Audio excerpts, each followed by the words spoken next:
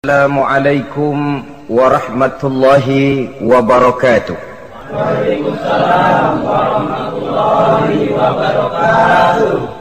Bismillahi walhamdulillah, wassalatu wassalamu ala sayyidina rasulillah, sayyidina wa maulana Muhammad ibn Abdullah wa ala alihi wa sahbihi wa mawalah.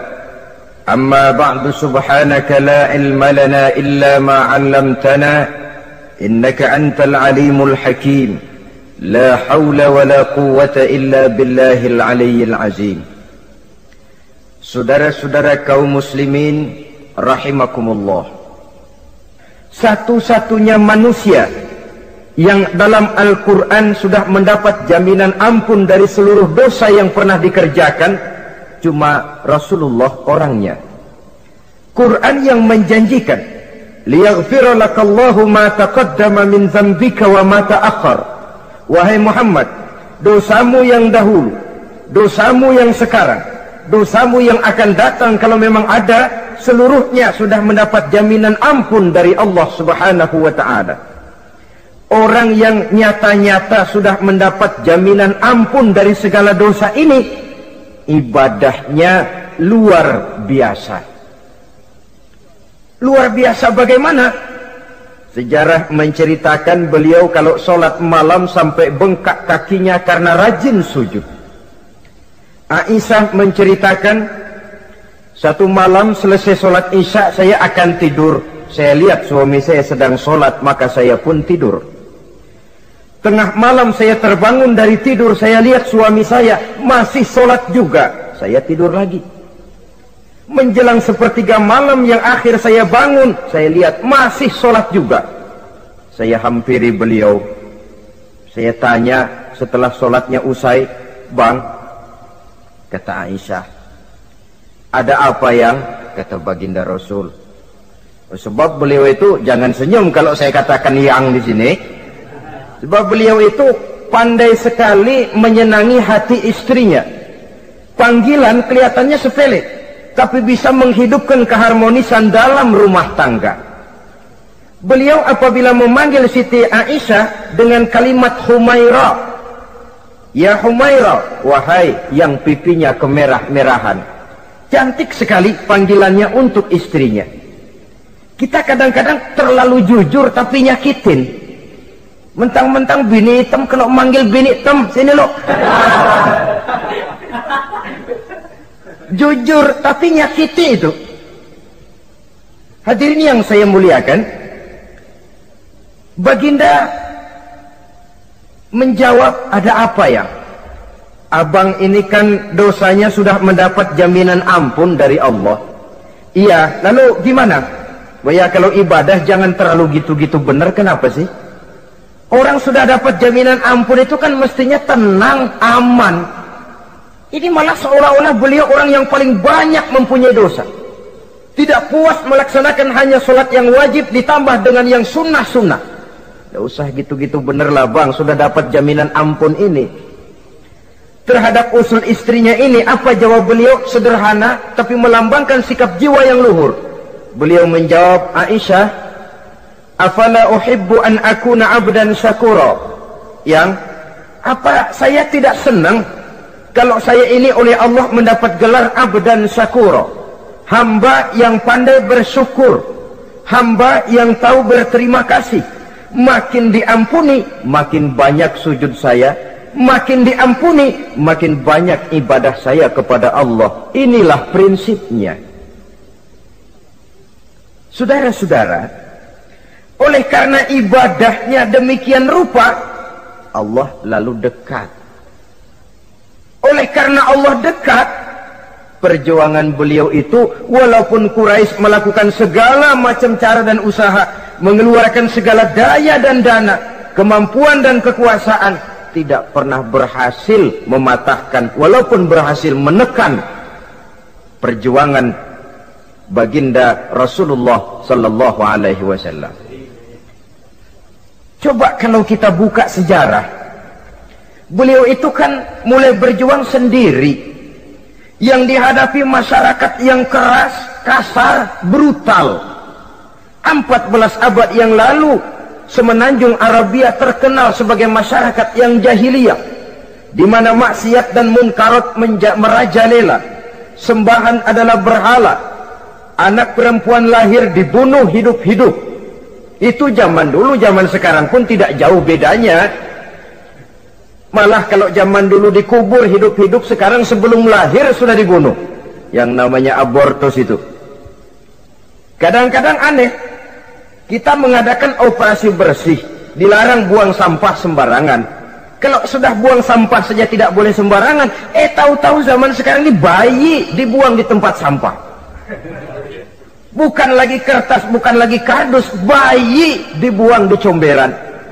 Kan lebih sadis sebenarnya dari jahiliyah 14 abad yang lalu. Judi di zaman dulu 14 abad yang lalu merajalela, menyentuh segala lapisan masyarakat. Di zaman sekarang pun judi tidak kurang hebatnya, cuma tentu dengan bahasa yang lain. Apalagi di zaman sekarang orang pandai menghaluskan bahasa, mensamarkan istilah. Judi disebut sumbangan umpamanya, sehingga orang lalu tidak terasa bermain judi, terasanya ikut nyumbang. Itu sekedar istilah yang merangsang orang sebenarnya. Masyarakat yang semacam ini yang dihadapi oleh baginda Rasul.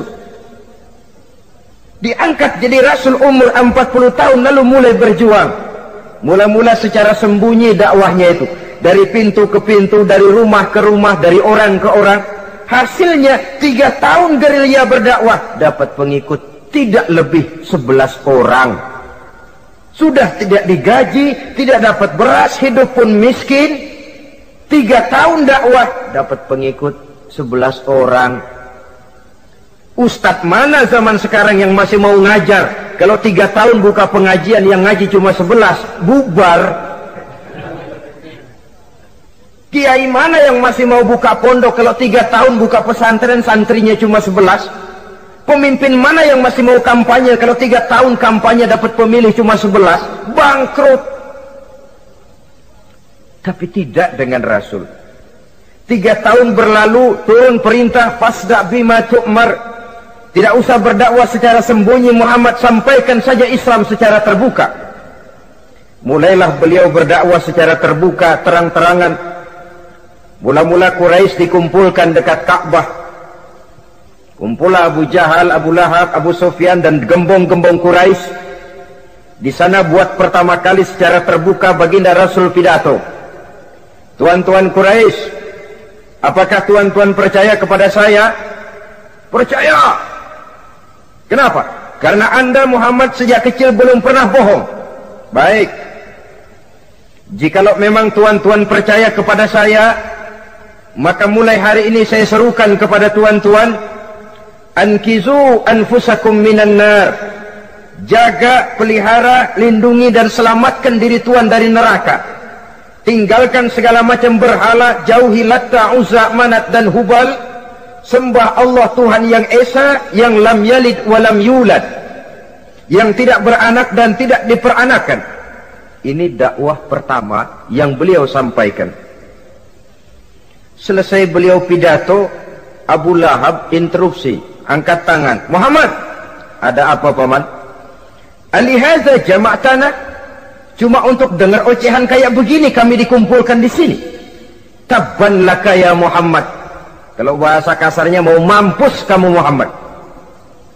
Nabi tidak jawab, Allah yang jawab. Tabbat yada abi lahabi wa tab, ma aghna anhu maluhu wa ma kasab. Bukan Muhammad yang celaka, Abu Lahab lah yang kelak akan menemui kecelakaan. Dakwah terus berlangsung. Ketika dakwah secara terbuka sudah dimulai, hambatan dan tantangan mulai datang. Sejak dari teror mental sampai kepada teror fisik. Dan puncaknya terjadi pada saat beliau berumur 53 tahun, di mana Quraisy mengadakan rapat di satu rumah yang disebut Darul Arqam. Kumpulah di situ dedengkot Quraisy. Siapa lagi kalau bukan Abu Jahal, Abu Lahab? Mereka rapat. rapat pleno lengkap. Setelah rapat dibuka, kata Abu Lahab kepada Abu Jahal, "Jahal, bagaimana ini Muhammad?" "Iya, bagaimana? Apalagi yang belum kita lakukan," kata Abu Jahal. "Kita fitnah sudah, kita caci maki tiap hari, kita lontari kotoran onta, sahabat-sahabatnya kita bantai, tapi mereka tetap tegar." "Iya," kata Abu Jahal, "dan sekarang ini sahabatnya sebagian berangsur-angsur sudah hijrah ke Madinah. Ini pertanda Islam akan berkembang di kota Madinah. Kalau nanti dia berhasil di Madinah lalu menyerbu ke Mekah, alamat habis kita gulung tikar." "Makanya," kata Abu Jahal. "Makanya apa?" "Makanya dari dulu juga saya bilang, kempesin aja itu." Jadi kalau bahasa okemnya kan begitu toh. "Bunuh saja Muhammad, bunuh." "Iya, soal bunuh sih gampang," kata Abu Lahab. "Tapi Muhammad kan tidak keluar dari batu. Dia punya keluarga, sanak famili dan handai tolan. Kalau keluarganya menuntut balas, bagaimana ini?" "Gampang. Kita kan banyak punya suku. Tiap-tiap suku kan punya juara, tukang-tukang pukul. Sewa saja, tiap suku ambil tukang pukulnya, kita kepung rumah Muhammad, bunuh sama-sama. Kalau keluarganya akan menuntut balas, dia akan berhadapan dengan seluruh suku yang ada di semenanjung Arabia ini. Bagaimana, setuju?" "Setuju." "Nah, sudah. Kapan kita bunuh Muhammad?" "Kapan lagi, tidak usah buang waktu. Besok malam." "Ya, besok malam kita bunuh Muhammad. Tapi awas, semua yang ikut rapat di sini, ingat baik-baik, ini rahasia negara. Besok malam kita akan membunuh Muhammad. Siapa yang berani membocorkan rahasia negara ini, supersip, dianggap menghambat program Quraisy. Itu nanti dijatuhi hukuman berat ya. Jaga rahasia baik-baik bahwa besok malam kita akan membunuh Muhammad. Sanggup?" "Sanggup." Rapat selesai. Hadirin boleh bubar ke rumah masing-masing. Pulang. Namanya manusia, bocor juga rahasia ini. Begitu pulang, cerita sama istrinya, "Bu, anu loh Bu." "Apa Pak?" "Saya tadi ikut rapat." "Rapat apa tuh Pak?" "Besok malam akan ada pembunuhan." Pembunuhan. "Siapa toh yang mau dibunuh?" "Muhammad." "Tapi jangan bilang-bilang ya, ini rahasia negara." "Ini rahasia negara Bu, jangan bilang-bilang." "Iya Pak, iya." Nah, besok pagi istrinya ngobrol sama tetangganya, "Mbak Ayu, tahu nggak?" "Apa toh?" "Nanti malam akan ada pembunuhan." "Siapa yang mau dibunuh?" "Muhammad." "Loh, sampean tahunya dari mana?" "Suami saya ikut rapat." "Tapi jangan bilang-bilang ya Bu ya. Ini rahasia negara. Jangan bilang-bilang. Nanti yang satu sampaikan lagi, jangan bilang-bilang. Terus jangan bilang-bilang. Akhirnya berita tersebar. Sehingga pagi hari itu sebagian besar penduduk Mekah sudah tahu kalau nanti malam akan ada pembunuhan. Maka lepas zuhur, Mekah itu mulai tegang. Yang simpati, "Aduh, kasihan Muhammad, nanti malam akan dibunuh." Yang tidak senang, "Mampus, biar dia rasain, ntar malam." Saudara-saudara, begitu maghrib berbunyi sudah, udara mulai gelap, penduduk Mekah sudah kunci pintu seperti ada jam malam. Sepi, sesepi-sepinya. Tutup pintu, kunci, bukan tidur, ngintip dari dalam. Lepas jam 8 malam, makin tegang. Masing-masing penduduk ngintip dari pintunya. Sudah berangkat belum orang yang mau bunuh Muhammad? Sudah berangkat belum? Kira-kira jam 9 ini, tukang-tukang pukul lewat mau ngepung rumah Muhammad untuk membunuh beliau. Begitu masuk Mekah, penduduk sudah kunci pintu, tapi mereka tahu kalau semua ngintip. Wah, makin hebat ini yang pemuka Quraisy ini, tukang-tukang pukul ini. Jalannya dibuat gagah-gagah, barisnya dibuat hebat-hebat. Itu injekan tanahnya dalam baris dibuat kencang-kencang, brok, brok, brok, brok, kayak serdadu baris. Lewat dekat rumah penduduk pakai batuk lagi. Yang dari dalam ngintip makin cute. Wah, ini dia yang mau bunuh Muhammad ini. Sampai di rumah Nabi, dikepung rumah Nabi, di pagar betis. Malam itu di dalam rumah cuma Nabi, Abu Bakar dan Ali bin Abi Thalib. Nabi tahu rumahnya dikepung. Lewat tengah malam beliau berkata, Abu Bakar, saya ya Rasul, mari kita berangkat hijrah. Baik ya Rasul. Ali, saya ya Rasul, kamu gantikan saya ya. Gantikan apa ya Rasul? Gantikan tidur di tempat tidur saya. Baik ya Rasul. Masya Allah, sekali menggantikan mati.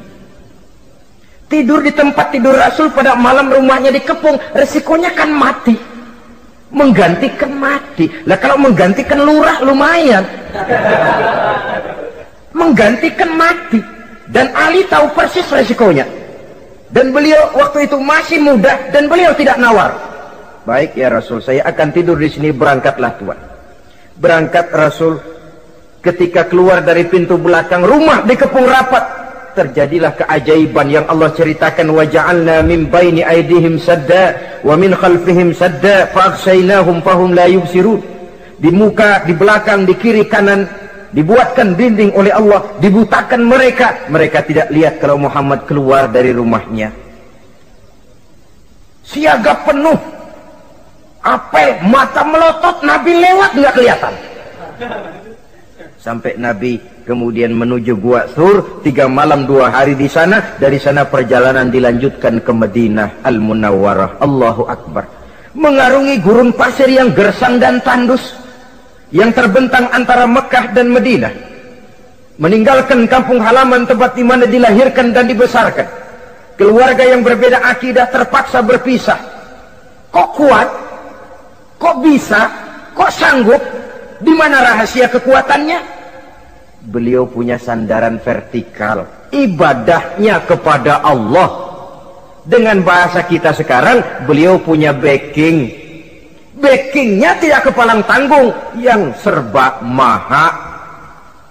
Maka saya mengajak kepada seluruh kaum muslimin, di zaman sekarang kan orang lagi main backing-backingan, ya.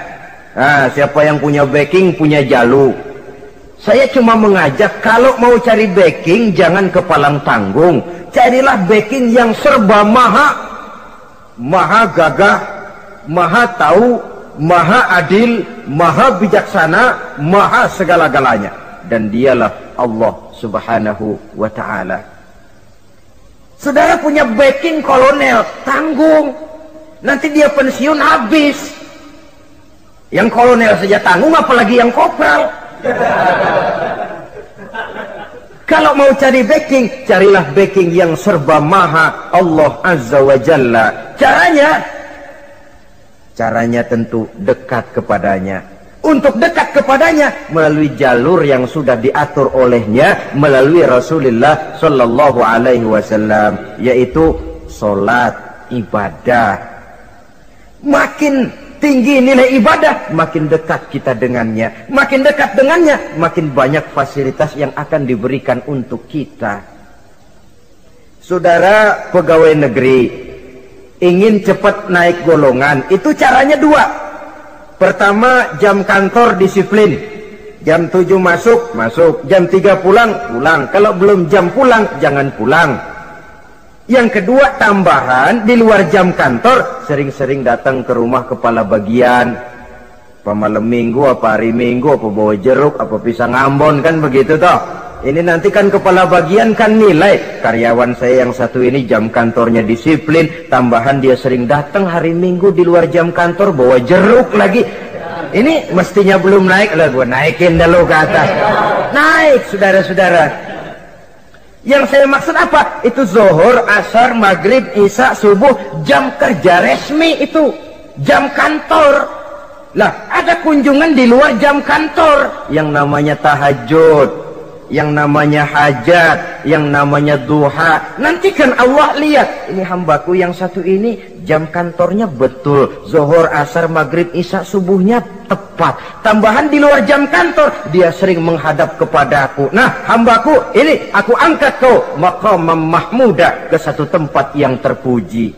Kalau Allah yang ngangkat, satu negara orang mau rendahkan kita, kita akan tetap tinggi. Kalau Allah mau rendahkan, satu negara mau angkat kita, kalau memang dasar mesti nyungsap ke bawah. Inilah perlunya sandaran vertikal. Inilah perlunya kita mempunyai backing hanya kepada Allah. Pada waktunya orang akan sampai ke titik jenuh. Dalam kesunyian orang sering mempertanyakan eksistensi diri, mulai mempertanyakan hakikat keberadaannya di tengah kesibukan bisnisnya, di tengah kesibukan kerja dari rapat ke rapat, dari kantor ke kantor, dari tender ke tender. Orang akan sampai kepada titik jenuh. Dikala itu dia memerlukan ketenangan, dikala itu dia memerlukan kedamaian, dikala itu dia mencari eksistensi diri. Sebenarnya hidup ini mau apa sih? Cuma sekedar menjalani hal-hal yang rutin saja, pergi pagi pulang sore, peras keringat banting tulang, atau ada tujuan yang lebih luhur daripada sekedar ini? Dikala itulah dia mulai mencari jalur untuk mendekatkan diri kepada Sang Pencipta. Dan tidak bisa ingin dekat dengan Allah, saudara, pakai aturan sendiri.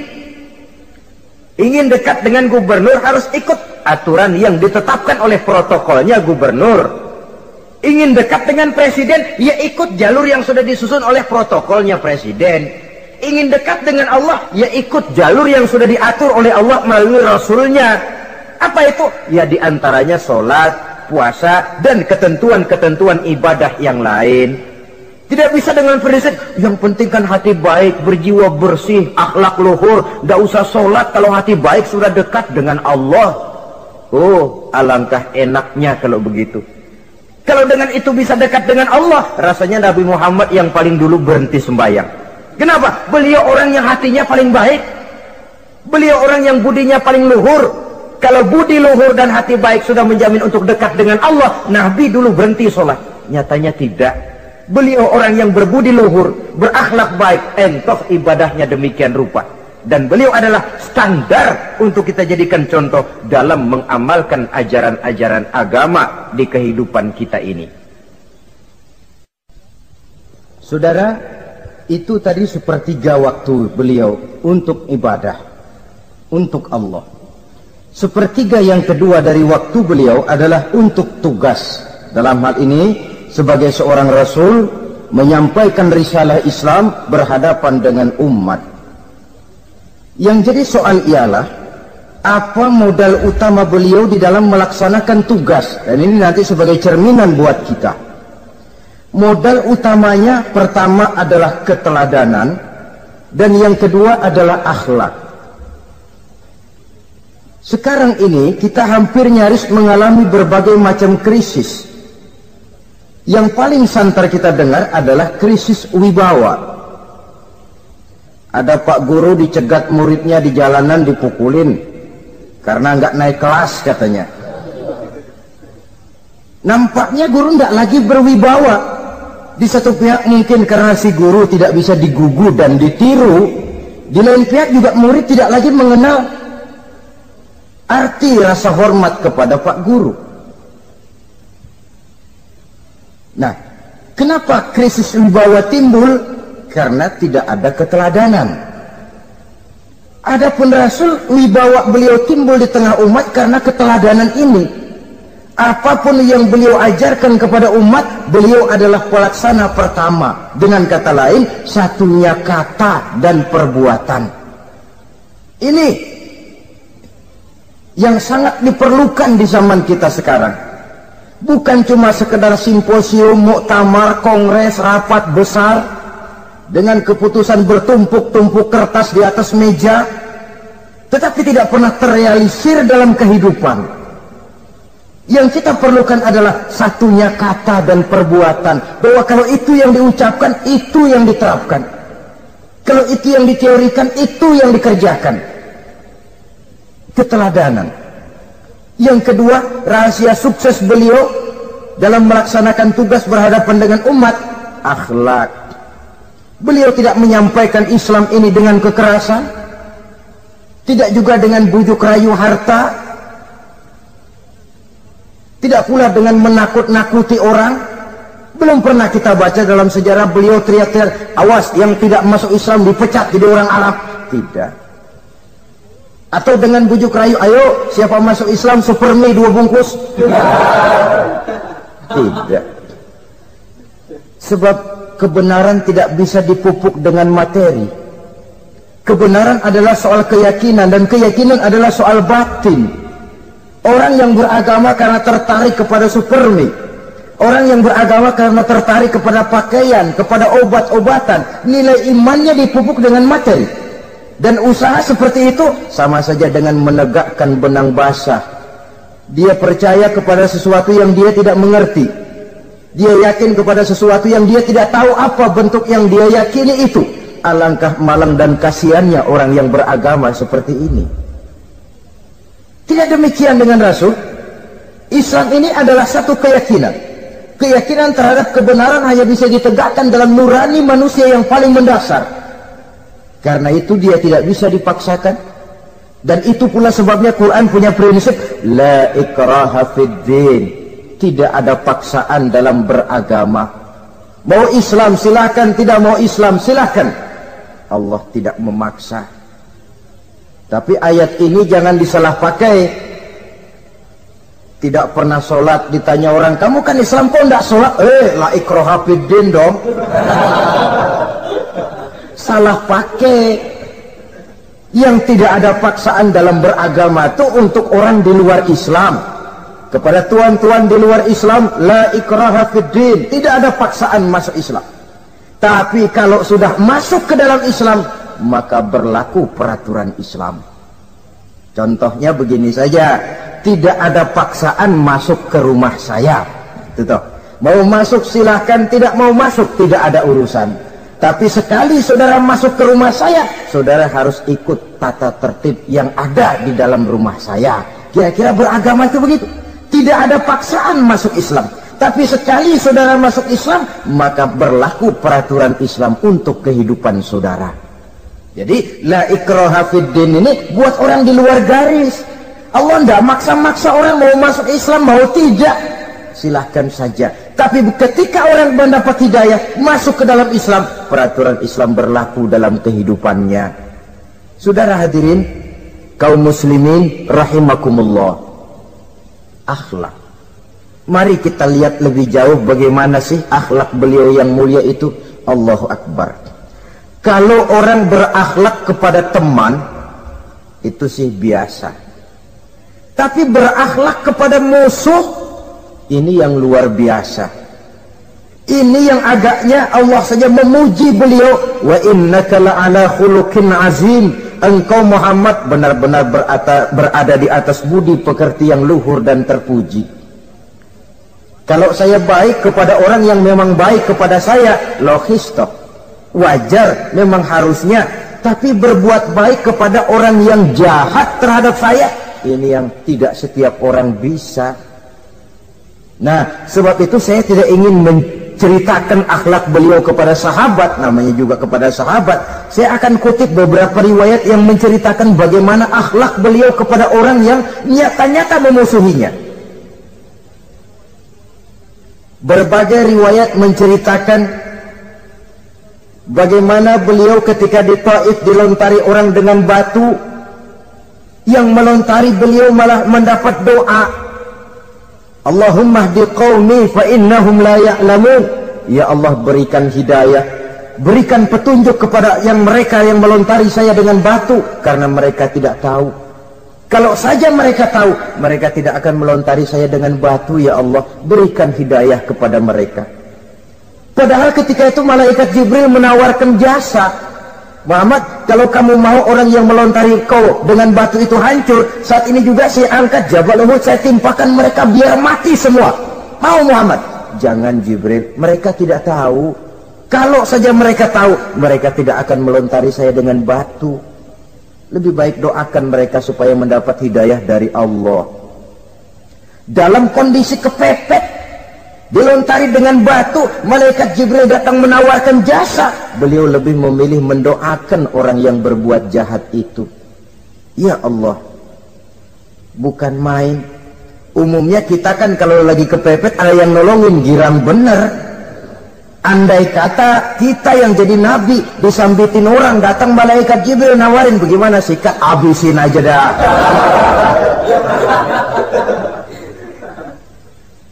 Ini akhlak kepada musuh. Ketika beliau selesai sholat zuhur, istirahat rebah-rebah, tidur-tiduran di bawah pohon kurma, datang orang kafir yang bernama Daksur yang sudah lama mengintip-ngintip, mencabut dan menghunus pedang. Muhammad, kalau ini saat saya tebas batang lehermu, siapa yang akan menolong engkau? Tidak ada. Yang akan menolong saya Daksur? Iya, Allah yang akan menolong saya. Mendengar Allah, Daksur gemetar, keringat dingin bercucuran, pedang jatuh ke bawah, diambil oleh Rasul pedangnya, dibalikkan ke leher Daksur. Kalau sekarang saya yang tebas batang lehermu Daksur, siapa yang akan menolong kamu? Tidak ada ya Rasul, kecuali kalau kau mau memaafkan saya. Baik, ambillah kembali pedangmu, kau saya maafkan, dan jangan ulangi lagi perbuatan semacam ini. Lain saat beliau sedang tawaf, diikuti oleh seorang Quraisy kafir. Sambil tawaf, ini kafir Quraisy sudah bawa pisau. Dia pikir, nanti di satu sudut yang agak gelap saya tikam Muhammad dari belakang, saya bunuh dia. Jadi kafir ini pura-pura ikut tawaf. Jahatnya orang kafir itu kan begitu, tawaf ya ikut pura-pura tawaf, ada kesempatan sikat dari belakang. Putaran pertama belum ada kesempatan, putaran kedua makin tegang. Pokoknya begitu tempat agak gelap, cabut pisau, hantam saja sudah Muhammad, biar mati sekali di sini. Dan Nabi tahu, oh ini asisten pribadi malaikat Jibril masih tahu tuh. Jadi malaikat Jibril memberitahu, awas Muhammad, itu di belakangmu orang cuma pura-pura tawaf, dia bawa pisau mau bunuh kamu, hati-hati Muhammad. Roger ganti gitu.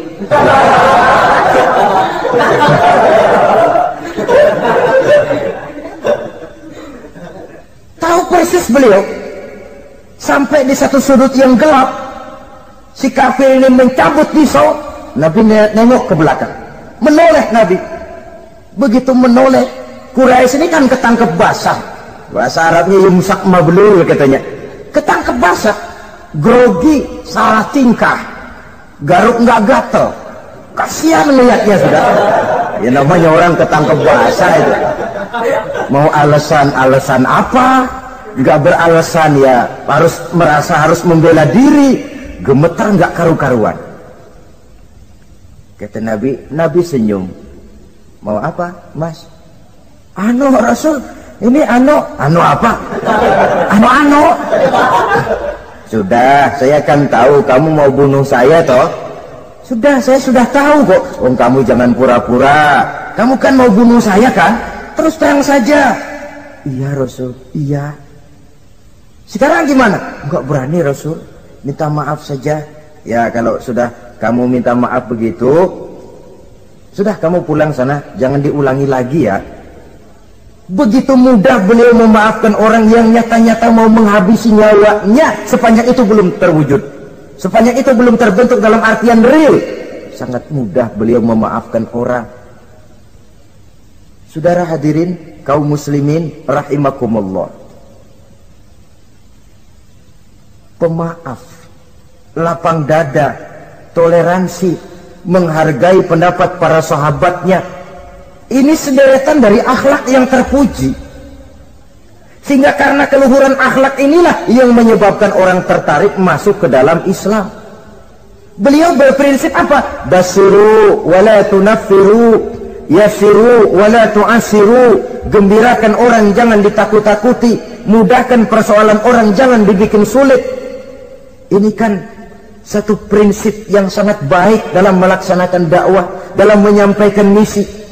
Apapun tugas kita di masyarakat, sebagai pegawai pemerintahan, pejabat negara, pedagang, pengusaha, seniman, ustadz, mubaligh, kiai, ulama, dalam berbagai profesi, modal utama untuk sukses adalah akhlak.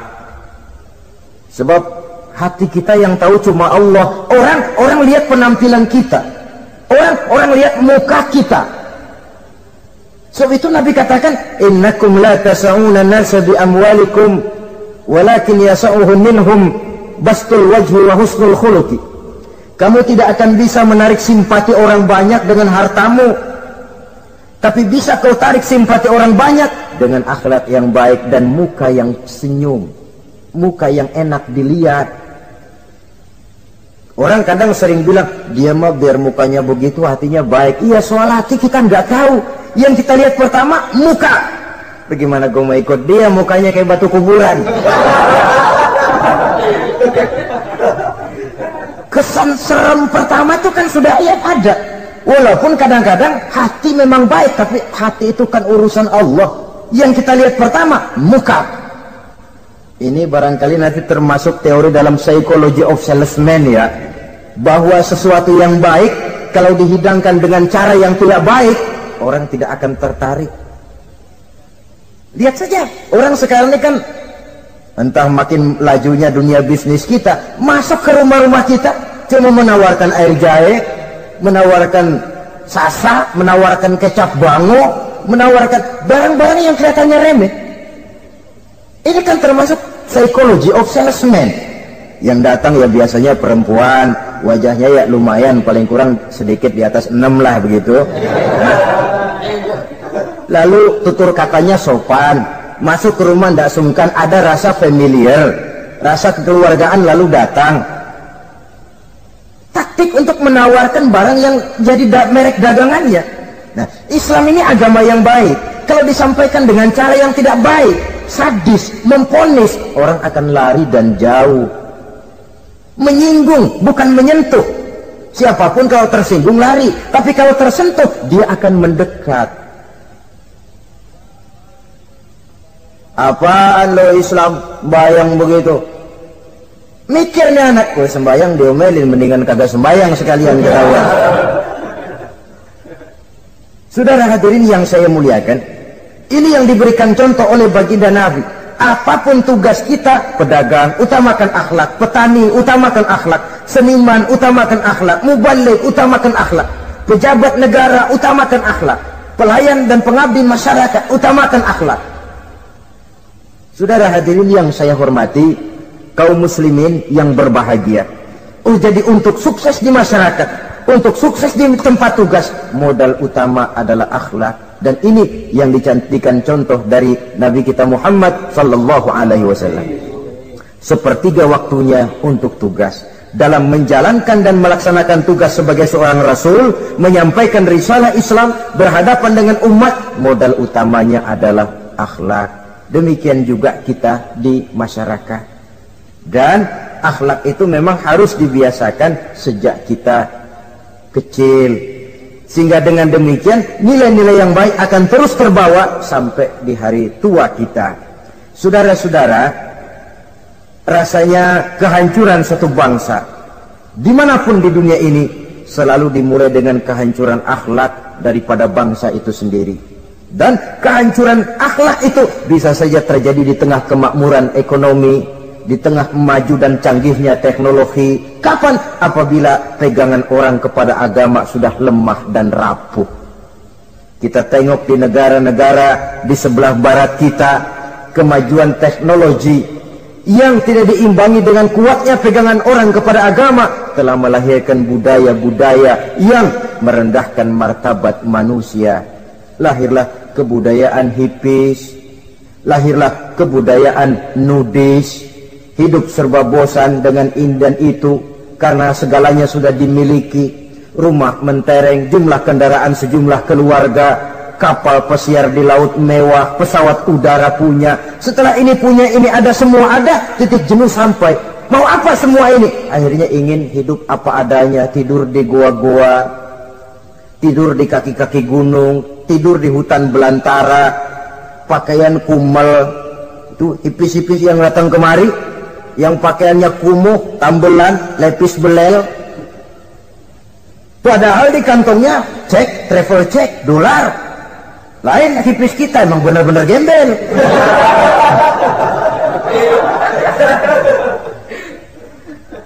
Merasa jenuh, merasa bosan. Bahkan sebuah berita dari Jerman, orang terlalu kaya, pulau dibeli. Di pulau itu dia bikin satu klub yang bernama klub nudis. Setiap anggotanya boleh masuk ke pulau itu dengan catatan tidak boleh pakai pakaian selembar pun, alias bugil, telanjang bulat. Sudah telanjang bulat itu. Dan di sana berlakulah apa yang disebut serba boleh. Jadi kalau di sana kesana saudara bawa istri masuk anggota, ya silahkan saja. Istilah tukar pakai, simpan pinjam, bisa-bisa saja, asal suka sama suka. Asal perbuatan yang dianggap tidak merugikan orang lain, suka sama suka, sudah tidak bisa dituntut oleh norma yang berlaku. Ya. Itulah sebabnya kita sering prihatin bahwa kemajuan sering membawa pergeseran nilai. Apabila kita tidak bisa menghindarkan diri dari proses pergeseran nilai, setidaknya kan kita bisa menjaga diri jangan sampai hanyut oleh nilai-nilai yang negatif. Akhlak, baik sebagai muslim, baik sebagai bangsa Indonesia yang berkepribadian luhur, itu merupakan cerminan kita. Saya prihatin, belum lama diselenggarakan kontes bibir terindah. Kontes bibir terindah itu kira-kira apa manfaatnya? Apa yang jadi ukuran? Dan bukankah bibir karunia Tuhan? Ya kalau yang bibirnya mungil bisa ikut kontes lah, kalau yang jebleh gitu.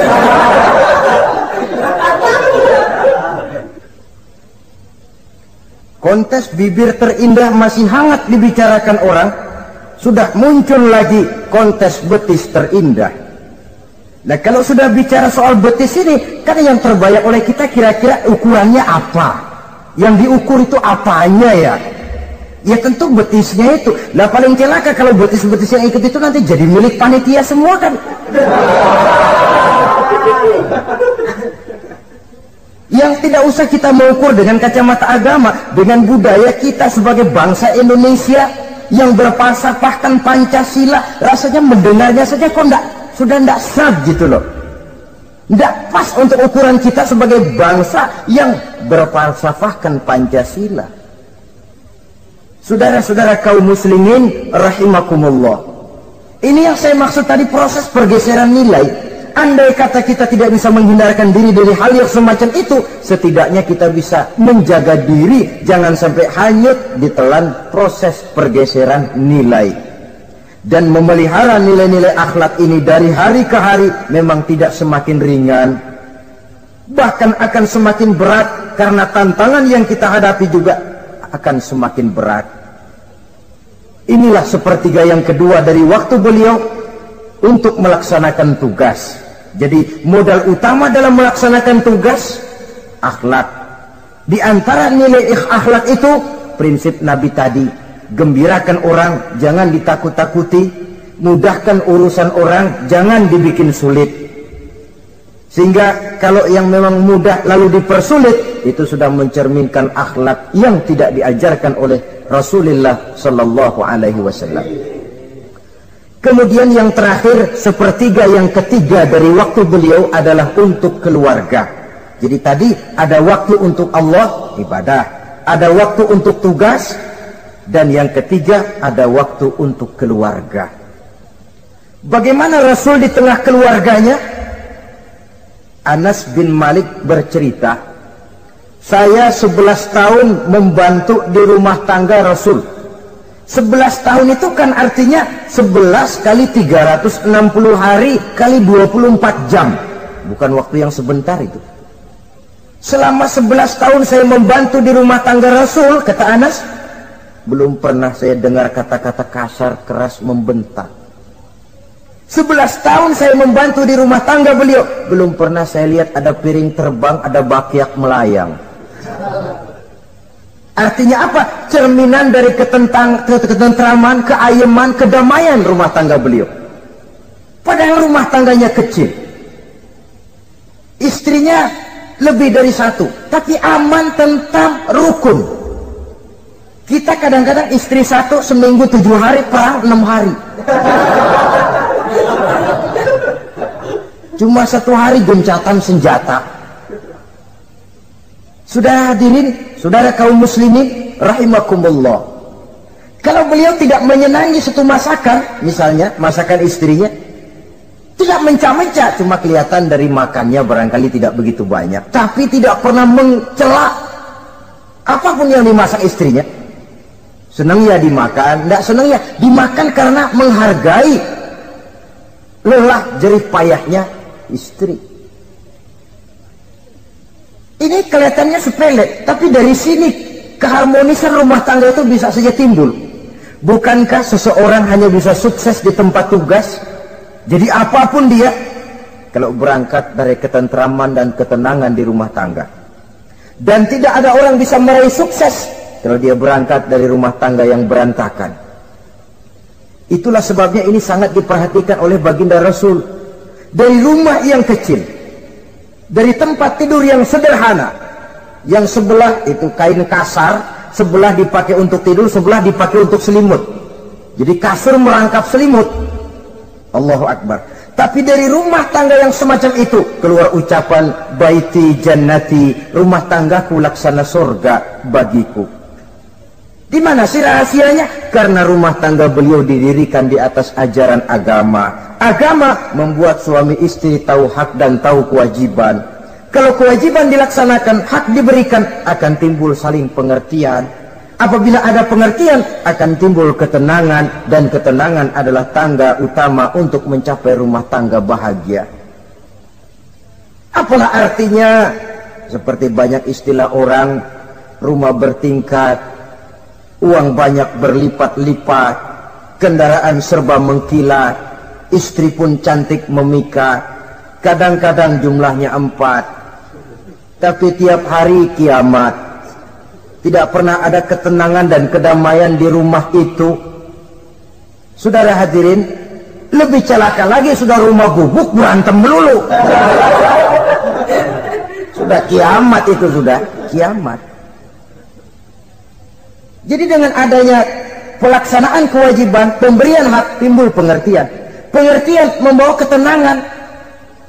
Suami keluar rumah, istri tenang di rumah. Suami meninggalkan istri pun hatinya tenang dan tentram, tidak was-was, tidak berpikiran nanti kalau saya lembur ini istri ngompreng, tidak. Si istri pun lega melepas suami karena ada keterbukaan. Ini kan menurut angket terakhir loh ya, yang diadakan oleh beberapa majalah di ibu kota ini, di ibu kota katanya, dari sejumlah laki-laki yang disebarkan angket, ternyata jika ada 3 laki-laki, 2 nyeleweng. Jadi angka penyelewengan itu 2/3 dari jumlah laki-laki itu menyeleweng katanya. Ya mudah-mudahan yang kumpul di sini termasuk 1/3 yang nggak nyeleweng itulah. Dan tidak semua bentuk penyelewengan itu karena alasan ekonomi, bukan pula karena alasan ketidaksetiaan istri, tapi merupakan cerminan dari sikap hidup di mana orang jauh dari nilai-nilai agama, sehingga penyelewengan itu dianggap sesuatu yang manusiawi, biasa-biasa saja, bahkan kadang-kadang ikut membentuk status sosial, melahirkan kebanggaan. Innalillahi. Orang kalau sudah bangga nyeleweng bangga, nah, itu kiamat sudah. Sama saja, bikin dosa ketawa, waduh, itu malaikat gemes bener. Udah bikin dosa cengengesan, cengir, udah ada rasa nyesel, udah ada rasa takut, udah ada rasa bersalah, biasa gitu. Saudara hadirin yang saya muliakan, ini kan cerminan dari rapuhnya pegangan orang kepada agama. Jadi untuk membina rumah tangga yang bahagia ini, 1/3 dari waktu untuk di tengah keluarga, menghidupkan nilai-nilai agama di rumah tangga kita. Oleh karenanya, pada bagian akhir dari pertemuan yang singkat ini, saudara-saudara, saya mengajak, marilah pandai-pandai membagi dan mengatur waktu. Ada waktu untuk Allah, ada waktu untuk tugas, ada waktu untuk keluarga. Syukur kalau ada keseimbangan. Tapi kalau tidak, istilah usul fikih itu tatimul aham minal muhim, mendahulukan yang terpenting dari yang penting. Kalau ada 3 persoalan semuanya penting, tentu di antara 3 ini kan ada yang lebih penting, yang itulah yang dikerjakan lebih dulu. Dan ini tidak berarti bahwa penjatahan waktunya harus sama. untuk ibadah dalam sehari semalam sekian jam, untuk tugas sekian jam, untuk keluarga sekian jam. Tidak bisa kita targetkan begitu. Dan yang dimaksud di sini pun adanya pengaturan. Pengaturan tidak berarti bahwa harus sama waktunya, tidak. Kita melihat kepentingannya. Saudara hadirin, sama saja di zaman sekarang, kalau dengan pembangunan kita ingin menciptakan pemerataan di kalangan rakyat, itu tidak berarti bahwa rakyat Indonesia ini standar ekonomi harus sama semua, seperti yang dicita-citakan komunis. Tidak bisa. Menciptakan pemerataan artinya, kalau yang kaya bisa semakin kaya, kenapa yang miskin tidak bisa naik jadi sedikit kaya? Dan artinya menciptakan kesempatan kepada setiap penduduk Indonesia untuk merubah tahap dan taraf kehidupannya. Demikian juga adanya pengaturan waktu. Bukan berarti untuk Allah sekian jam, keluarga sekian jam, tugas sekian jam. Sebab jam-jam ini sulit kita jatahkan. Kadang-kadang tugas, kadang-kadang keluarga, kadang-kadang ibadah kita sedang gandrung. Yang penting ada keseimbangan dalam cara kita mengatur waktu itu. Nah, saudara-saudara, demikianlah pertemuan dan pembicaraan kita kali ini. Terima kasih atas segala perhatian. Mohon maaf atas segala kekurangan. Usikum wa nafsi bitaqwallah. Wassalamualaikum warahmatullahi wabarakatuh. Waalaikumsalam warahmatullahi wabarakatuh.